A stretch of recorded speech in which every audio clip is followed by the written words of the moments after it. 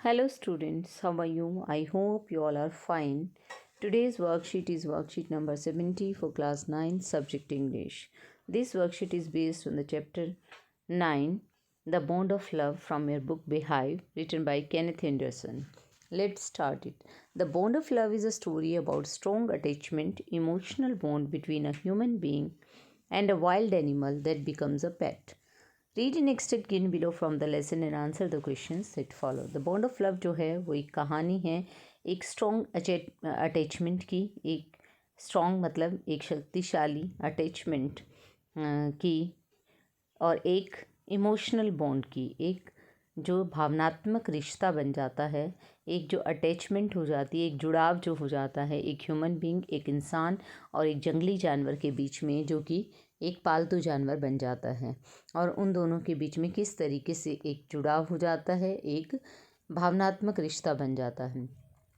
तो ये एक ऐसी कहानी है द बॉन्ड ऑफ लव, जो ये दिखाती है कि जो जानवर होते हैं उनके अंदर भी फीलिंग्स होती हैं, उनके भी इमोशंस होते हैं और वो भी प्यार और नफ़रत सब समझते हैं और वो रेसिप्रोकेट भी करते हैं उसी के अकॉर्डिंग।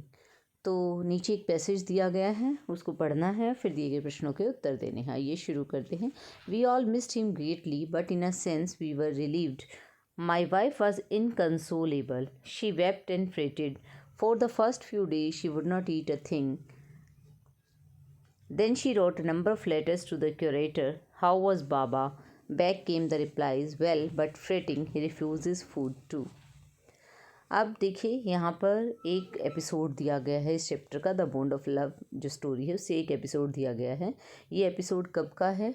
जब ऑथर की जो वाइफ होती है वो एक बेबी बियर जो है, उन्हें ऑथर जो है जब हंटिंग पर जाते हैं तो एक बेबी बियर लाते हैं, एक भालू का बच्चा होता है, वो लाकर अपनी वाइफ को दे देते हैं और वो वाइफ जो उनकी पत्नी होती है वो उसे जो है पेट के तौर पर रखती है और उसे बड़ा करती है। जब वो बड़ा हो जाता है तो उसे घर में रखना, क्योंकि वाइल्ड एनिमल है तो पॉसिबल नहीं होता है, इसलिए वो उसे जू में भेज देते हैं।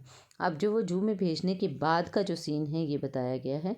We all missed him greatly, तो ऑथर यहाँ पर कहता है कि हम उसे बहुत याद करते थे, but in a sense we were relieved, लेकिन एक तरीके से हमें राहत भी थी, क्योंकि वो उसे घर पे नहीं कर पा रहे थे एडजस्ट, वो बहुत बड़ा साइज़ में हो गया था, हार्मफुल भी हो सकता था वो किसी के लिए।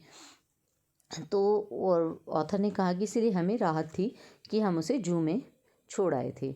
और माई वाइफ वॉज इनकंसोलेबल, मेरी पत्नी को मतलब भी इनकंसोलेबल थी, हम उसको सांत्वना दे रहे थे, समझा रहे थे, लेकिन वो फिर भी अधीर हो रही थी, समझ नहीं रही थी। वो रोती रहती थी और उसकी चिंता करती रहती थी, चिंतित रहती थी। कुछ दिनों तक तो उसने खाना भी नहीं खाया और उसने फिर बहुत सारे लेटर्स लिखे, बहुत सारे खत लिखे। जो जू में क्यूरेटर था, जो कि प्रबंधक था वहाँ पर, उसे जो है बहुत सारे लेटर्स लिखे, जो कि वहाँ पर केयर टेकर था उसे। हाउ वाज बाबा, और पूछा कि बाबा कैसा था। बाबा जो था, बियर को नाम दिया गया था। बियर को पहले ब्रूनो नाम दिया गया था, उसके बाद उसका नाम बाबा रख दिया गया था, क्योंकि वो बड़ा हो गया था साइज़ में। और वापस उत्तर आया पत्रों का, तो उन्होंने कहा ठीक है, लेकिन वो भी थोड़ा सा बेचैन है और उसने भी वो ठीक से खाता पीता भी नहीं है। ठीक है, इस तरीके से आंसर आया कि वो भी खाने से इनकार करता है। After that friends visiting Mysore were beg to make a point of going to the zoo and seeing how Baba was getting along. उसके बाद मेरे फ्रेंड्स जो मैसूर जा रहे थे उनको कहा गया कि वो भी जाकर, उनकी जो है रिक्वेस्ट की गई कि जू में जाकर देख कर आएँ कि बाबा कैसा है। दे reported that he was well but looked very thin and sad. उन्होंने हमें बताया कि बाबा देखने में जो है ठीक लग रहा है, लेकिन वो बहुत पतला हो गया और उदास है। All the keepers eight the जू सैड ही वॉज फ्रेटिंग। सारे जो भी कीपर्स थे जू पर, जू के अंदर, चिड़ियाघर के अंदर जो भी केयर टेकर्स थे, वो सब बता रहे थे कि वो हमेशा जो है बेचैन रहता है, हमेशा जो है चिंतित रहता है। For 3 months I manage to restrain my wife from visiting Mysore. कुछ महीने, 3 महीने तक तो मैंने अपनी पत्नी को रोक कर रखा कि वो मैसूर ना जाए। Then she said one day I must see Baba, लेकिन एक दिन उसने कहा कि मुझे बाबा से मिलना ही है। Either you take me by car or I will go myself by bus or train. या तो मुझे तुम कार से ले जाओ या फिर मैं बस और ट्रेन से खुद चली जाऊँगी। सो आई टुक हर बाई कार, इसलिए मैं उसको कार से बाबा से मिलवाने के लिए जू लेकर गया। Friends had conjectured that the bear would not recognize her. मेरे फ्रेंड्स जो हैं ऐसा अनुमान लगा रहे थे कि एंटिसिपेट कर रहे थे, अंदाज़ा लगा रहे थे कि अब जो बियर है, जो भालू है, उन्हें नहीं पहचानेगा। I had thought so too, मैंने भी ऐसा ही सोचा था। But while she was yet some yards from his cage Baba saw her and recognized her. जो अभी कुछ गज दूर ही थी बाबा के एक पिंजरे से, तो बाबा ने उसे देखा और पहचान लिया। ही हाउल्ड विद हैप्पीनेस, वो खुशी से चिल्लाने लगा। She ran up to him, वो उसकी तरफ दौड़ते हुए गई। पैटेड हिम, उसे थपथपाया। थ्रू द बार, सलाखों में से हाथ अंदर डालकर। And stood on his head in delight, और अपने सर पर खड़ा हो गया, सर के बल खड़ा हो गया खुशी के कारण।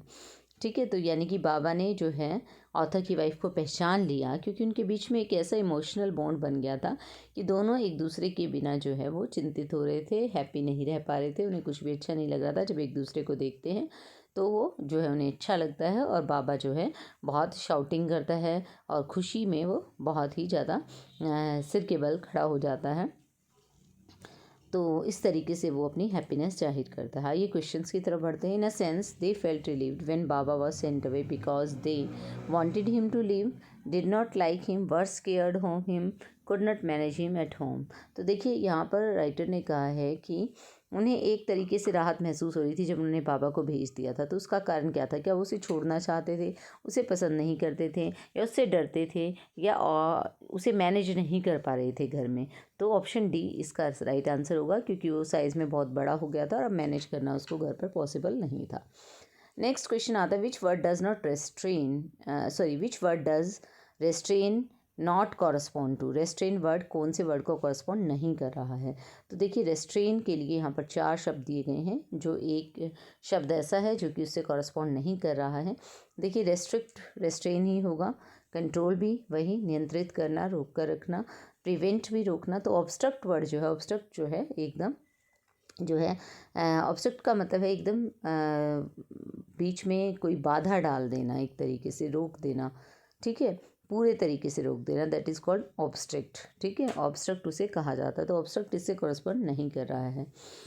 Pick the option that correctly classifies facts and opinions of the students below. अब 4 ऑप्शन दिए गए हैं, कुछ हमें फैक्ट्स दिए गए हैं, कुछ ओपिनियंस। तो बताना है कौन सा फैक्ट है, कौन सी ओपिनियन है। I think we should not keep pets, मुझे लगता है कि हमें पेट्स नहीं रखने चाहिए। तो ये क्या हो गया? ये ओपिनियन हो गया, ये एक राय हो गई। Baba was also attach to the family and he miss them a lot.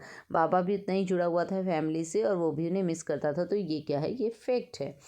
Third दिया गया, the author's wife should not have gone to see Baba. Author की वाइफ को बाबा से मिलने नहीं जाना चाहिए था। तो ये एक ओपिनियन है। Pets reciprocate our love and care. Pets भी हमारे लव और केयर को रेसिप्रोकेट करते हैं। तो ये एक फैक्ट है कि जैसे हम प्यार दिखाते हैं पेट्स को, तो वो भी बदले में हमें प्यार शो करते हैं, इमोशन शो करते हैं। तो ये एक फैक्ट है। तो हमने देखा कि फर्स्ट जो है वो ओपिनियन है और थर्ड जो है वो ओपिनियन है। सेकंड और फोर्थ फैक्ट है।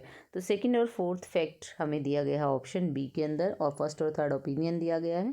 Option B is the right answer है। आगे बढ़ते हैं। Who was worried about Baba and why. Next question कहता है कि बाबा की चिंता किससे हो रही थी और क्यों। तो देखिए आगे यहाँ पर क्वेश्चन के आंसर आपको मिल जाएंगे।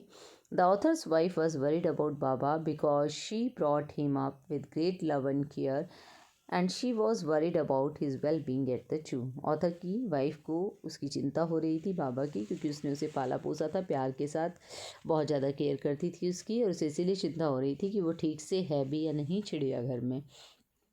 नेक्स्ट क्वेश्चन आता है, why do you think Baba was not eating food in initial days at the जू।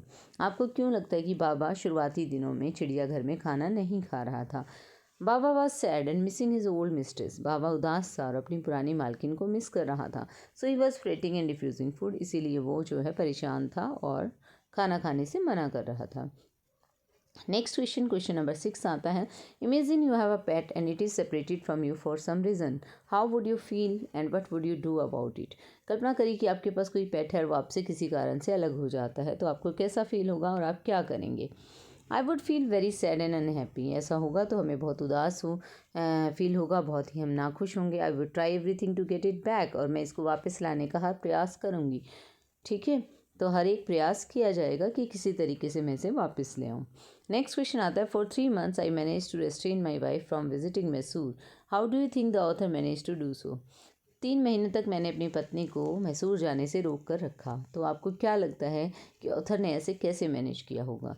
ही try to console his wife by telling her that Baba was fine at zoo. उसने अपनी पत्नी को सांत्वना देने की कोशिश की, उसे ये बताकर कि बाबा जो है ठीक है, चिड़ियाघर में। ही restrained her by visiting Mysore by telling her that if she visited Mysore Baba would not recognize her। उसे ये भी कहा कि अगर तुम मैसूर जाओगी तो बाबा तुम्हें पहचानेगा भी नहीं। He also told her that they could not bring him back because he had become government property now and being wild he might prove dangerous for somebody at home। उसने उसे ये भी कहा कि हम उसे वापस नहीं ला सकते क्योंकि अब वो गवर्नमेंट की प्रॉपर्टी बन चुका है और वो जंगली होने के कारण हमारे घर पर किसी के लिए भी खतरनाक डेंजरस साबित हो सकता है। नेक्स्ट क्वेश्चन पे बढ़ते हैं। Baba saw her and recognized her. How could he recognize her after so long? If you would be at her place how would you have reacted and responded in such situation? देखिए, बाबा ने उसे देखा और पहचान लिया। कैसे रिकॉग्नाइज किया होगा उसको इतने लंबे समय के बाद? अगर आप बाबा की जगह पर होते तो आप कैसे रिएक्ट करते? ठीक है, तो ये क्वेश्चन दिया गया है आपको आगे।